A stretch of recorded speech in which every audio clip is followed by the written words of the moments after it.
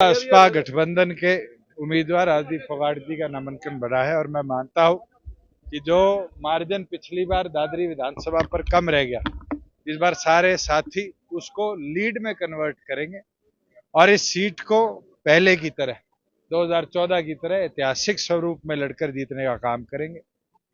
आज हमारे गठबंधन ने 85 उम्मीदवार मैदान में उतारे हैं और 3 ऐसे इंडिपेंडेंट साथी जो डॉक्टर अजय सिंह चौटाला जी के संघर्ष के साथी रहे, उनका समर्थन करने का फैसला डॉक्टर अजय सिंह चौटाला जी ने किया है। मैं मानता हूं मजबूती के साथ हमारा गठबंधन लड़ेगा और हरियाणा प्रदेश का सरकार बनाने का काम करेगा। सीटों का इतना लेट आपने यहाँ पे किया, तो ऐसे क्या काम रहे कि राजदीप की तो शायद पहली सीट थी हरियाणा में? और बारडा की जहां बात आती है वहां परम्यूटेशन कॉम्बिनेशन भी देखना पड़ता है और बड़ा मजबूत फौजी साथी हमने मैदान में उतारा है। भारतीय सेना के अंदर लेफ्टिनेंट कर्नल रहे हैं और मैं मानता हूं बहुत अच्छे अंतर से बारडा को भी जीत रहे हैं। तो हरियाणा में कैसा चुनाव मानते हैं बीजेपी गठबंधन कैसा? तो आज चुनाव शुरू हुआ है। कांग्रेस तो मैं यहाँ आ रहा था, जब तक अपनी एक सीट तो सीपीआई को देगी भिवानी को और एक सीट खुद डिक्लेयर कर कर बैठी, 2 सीटें तो डिसाइड भी नहीं कर पा रही थी। और ये दिखता है कि राष्ट्रीय पार्टियों के मन में भी कितनी घबराहट है। क्योंकि आरोप लगाए कांग्रेस ने टिकट बेचने के आरोप लगाए। अभी तो पोल खुलेगी। जिन जिन ने 20-20 हजार रुपए भर के आवेदन किए थे, मेरे ख्याल से बारडा में 60 थे, 12 लाख तो उनसे कमागी कांग्रेस और 12 लाख कमाने के बाद लारू से लाके उम्मीदवार उतार दिया।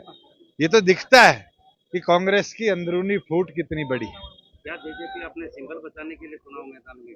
बिल्कुल नहीं, चुनाव जीतने के लिए है, मजबूती से लड़ेंगे, मजबूती से जीतेंगे। क्योंकि आईएनएलडी का भी यही हाल है, सिंबल बचाने की जो भी कोई अभी तो ये तो नाई के बाल है, जोड़ी में गिरे ही गिने जाएंगे। ये तो 8 तारीख को रिजल्ट आएगा और हरियाणा का जनमत जो है वो जननायक जनता पार्टी का मजबूती से साथ भी देगा और जिताएगा। गोपाल कांडा भी आईएनएलडी के साथ आए हैं, तो बीजेपी की बात कर रहे थे।